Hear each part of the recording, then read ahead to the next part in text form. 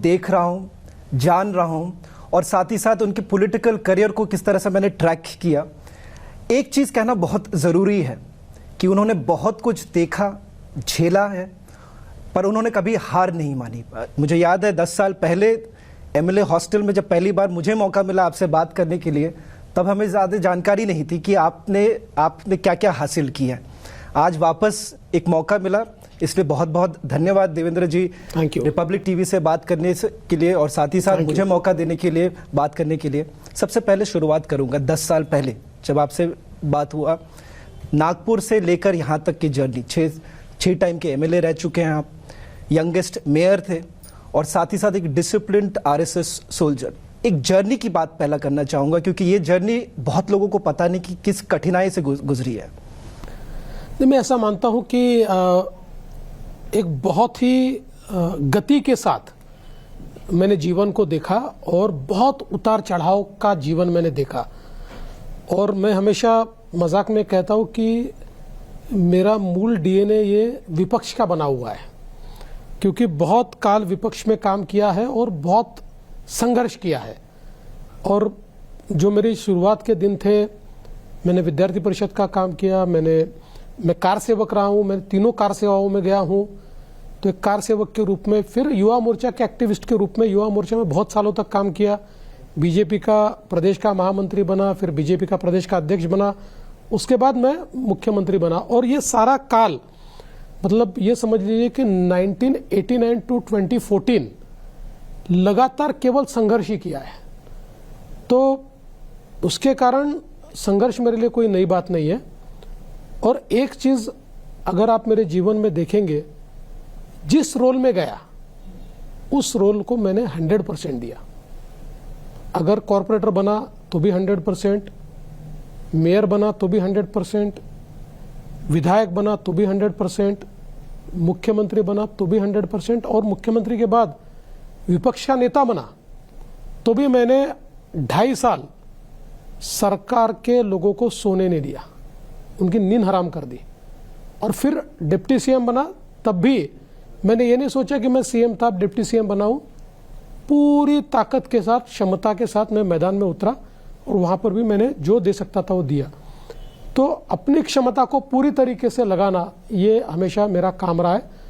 और मैं ऐसा मानता हूं कि मैं अपने आप को सौभाग्यशाली मानता हूं कि बीजेपी जैसी पार्टी में मैं हूं, जहां पर मेरे जैसे कार्यकर्ता को लगातार पद मिले हैं। मैं बहुत सौभाग्यशाली हूं।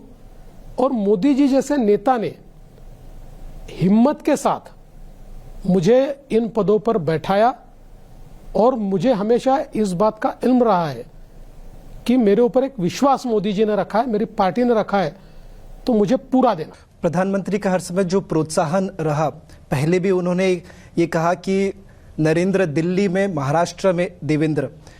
आपके जो रिश्ते रहा है प्रधानमंत्री के साथ, वो कैसे उभर कर आया? पिछले कई सालों में प्रधानमंत्री के साथ आपने काम भी किया है, आप किस तरह से देखते हैं कि आपके और प्रधानमंत्री के एक रिलेशनशिप को, इसको कैसे आगे बढ़ाया आपने? कि मैं ऐसा मानता हूं कि प्रधानमंत्री जी केवल नेता नहीं है, तो एक अभिभावक जिसको हम कह सकते हैं, वो वाला रिश्ता है। प्रधानमंत्री जी जब हम गलती करते हैं तो हमको डांटते हैं, जब हम कोई अच्छा काम करते हैं तो कहीं ना कहीं उसका मेंशन करते हैं, सीधे मुंह पे नहीं करते, लेकिन कहीं ना कहीं मेंशन करते हैं और पब्लिकली करते हैं, जिससे आपका कद बढ़ता है। वो हमेशा ये प्रयास करते हैं कि आप सही ट्रैक पे जाए और आपको प्रमोट करते हैं। कोई आवश्यकता नहीं है कि नेता आपको प्रमोट करे, ज्यादातर नेता तो प्रमोट करते ही नहीं है, लेकिन प्रधानमंत्री जी आपको प्रमोट करते हैं। तो मुझे लगता है कि ये जो एक उनकी क्वालिटी है, और मेरे जैसा एक नेता या कार्यकर्ता उनको देख देख कर सीखता है। उनकी एक निर्णय लेने की जो क्षमता है, किसी भी सिचुएशन को रिएक्ट करने की उनकी जो क्षमता है, एक प्रकार से स्थितप्रज्ञ रहना, सिचुएशन कोई भी हो, खुशी की हो या गम की हो, हर सिचुएशन में पूरी क्षमता के साथ अड़िग खड़े होना, ये कई चीजें उनमें जो है ये बहुत एक्स्ट्रॉर्डिनरी है। ये सामान्य लोगों में आपको कभी दिखाई नहीं पड़ती। Is extraordinary leader. तो उनसे मैं ऐसा मानता हूं कि कुछ चीज़ें शायद वो बताते भी हैं और कुछ हम एकलव्य जैसे सीखते भी हैं उनको देख देख। क्या यही कारण है क्योंकि जब आपको उप मुख्यमंत्री का ये रोल मिला तब आप नहीं लेना चाहते थे, क्योंकि आप ये कह रहे थे कि आप ये मैसेज नहीं भेजना चाहते थे कि मैं लालची ना लगूं? क्या यही कारण था? क्योंकि मुझे पता है आप ये नहीं बताएंगे कि आपके और प्रधानमंत्री के बीच में क्या बात हुआ, बट मैं ये पूछना जरूर चाहूंगा कि अगर प्रधानमंत्री उस दिन नहीं फोन करते तो क्या देवेंद्र फडणवीस उप मुख्यमंत्री बनते? शायद तब भी पार्टी का आदेश इसलिए बन जाता, लेकिन बेमन से बनता। प्रधानमंत्री जी के एक फोन कॉल ने मेरा नजरिया बदल दिया और मुझे लगा कि नहीं, ये बात बिल्कुल सही है। प्रधानमंत्री जी कह रहे हैं मुझे करना है, और करने के बाद जिस प्रकार से देश के कार्यकर्ताओं का, नेताओं का प्यार मिला, मैं ऐसा मानता हूं शायद मुख्यमंत्री बनता तब भी नहीं मिलता। और उससे जो मेरा विश्वास बढ़ा, मैं आज ये बिल्कुल साफ शब्दों में कहता हूं कि बहुत सही निर्णय था मुझे उप मुख्यमंत्री बनाने का। आज मैंने उसी तत्व के आधार पर शिंदे जी को भी कहा कि देखिए, जो पक्ष का प्रमुख होता है वो अगर सरकार में नहीं रहे तो पार्टी भी ठीक ढंग से नहीं चलती है और सरकार भी ठीक ढंग से नहीं चलती है। बाहर बैठकर सरकार नहीं चलाई जा सकती, एक्स्ट्रा कॉन्स्टिट्यूशनल अथॉरिटी सरकार नहीं चला सकती। और इसी बात के चलते मैंने भी उसको स्वीकार किया था और मुझे लगता है बहुत सही। क्या यही एडवाइस आपने एकनाथ शिंदे जी को कहा मैंने एक रात पहले? क्योंकि कई लोग अटकलें लगा रहे थे कि ऐसा हो सकता है वो पार्टी चलाना चाहते, उप मुख्यमंत्री नहीं बनना चाहते, और फिर आप जाते हैं वर्षा बंगलो में। तो लोग ये थोड़ा जानना चाहेंगे, मैं कोई अटकलें, मीडिया स्पेकुलेशन नहीं करना चाहता क्योंकि आपको वो पसंद भी नहीं है। मैं खाली जानना चाहता हूं कि आपने ऐसा क्या कह दिया जिससे अगले दिन एकनाथ शिंदे खुद स्वेरिंग इन शपथ ग्रहण के लिए आए? मेरा उनसे व्यक्तिगत संबंध है।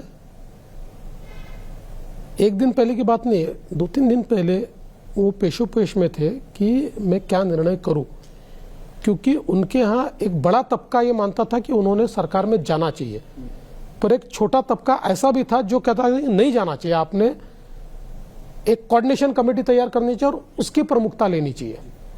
तो उनके सामने था कि लोग, बड़ा तबका कहता है जाओ, ये कहते हैं मैं जाओ, मैं क्या करूं? उस समय मैंने उनको मेरा व्यक्तिगत उदाहरण देकर ये कहा कि आपने जो लोग कह रहे हैं उसी निर्णय के अनुसार जाना चाहिए। ये बहुत इमोशन में फंसने का विषय नहीं है, ये प्रैक्टिकल विचार करने का विषय है। सरकार भी चलनी चाहिए और पार्टी भी चलनी चाहिए, इस दृष्टि से आप निर्णय लो। तो उन्होंने वो निर्णय लिया। और उस दौरान ये कहा जा रहा था कि आप, अजीत पवार और एकनाथ शिंदे, क्योंकि उस दिन हमने देखा जो हंसी मजाक आप लोग कर रहे थे, क्या वो पिछले कुछ दिनों में ऐसा कुछ हंसी मजाक भी हुआ कि देखिए आखिरकार शपथ ग्रहण होना है और सिर्फ अजीत पवार के साथ जो all time deputy chief minister सिर्फ उनके साथ ही हो जाए? ऐसा कई सारे मीम्स भी जा रहे हैं। हाँ, इतने मीम्स थे तो हम लोग तो एक दूसरे को शेयर करते थे और उसके ऊपर हंसते थे। बड़ा एकनाथ शिंदे ने आपको वापस जवाब दिया आपके मीम के? नहीं, हमने तो अजीत दादा को दिखाया कि एक ऐसा मीम था जिसमें अजीत दादा एक कुर्सी पर बैठे जिस पर उप मुख्यमंत्री लिखा है, दूसरी कुर्सी खाली है जिस पर मुख्यमंत्री लिखा है, और वो अजीत दादा कह रहे अरे भाई किसी को तो बैठाओ, मैं तो परमानेंट हूं। तो इस प्रकार कई मीम्स बने, तो हम लोगों ने भी उसको एंजॉय किया। मैं एक चीज दर्शकों को ये कहना चाहूंगा, क्योंकि हमने आपको महाराष्ट्र असेंबली के अंदर देखा और आप डेटा पे बहुत विश्वास करते हैं। जब आप इससे पहले भी असेंबली में आपने कई ऐसी लड़ाई की, आपने डेटा पे बहुत बात की।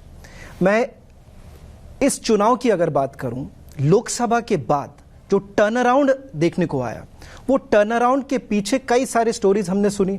दिल्ली के पैराशूट जर्नलिस्ट नहीं, हम लोग यहाँ पे थे, तो ये कहा जा रहा था कि जिस तरह से बूथ मैनेजमेंट आपने की लोकसभा के बाद और एफिडेविट पर्चे आपने लोगों के घर पे भेजा लाड़की बहना योजना को लेकर, क्या ऐसा आपने किया पिछले 7 से 8 महीने में जो एक टर्न अराउंड देखने को मिला?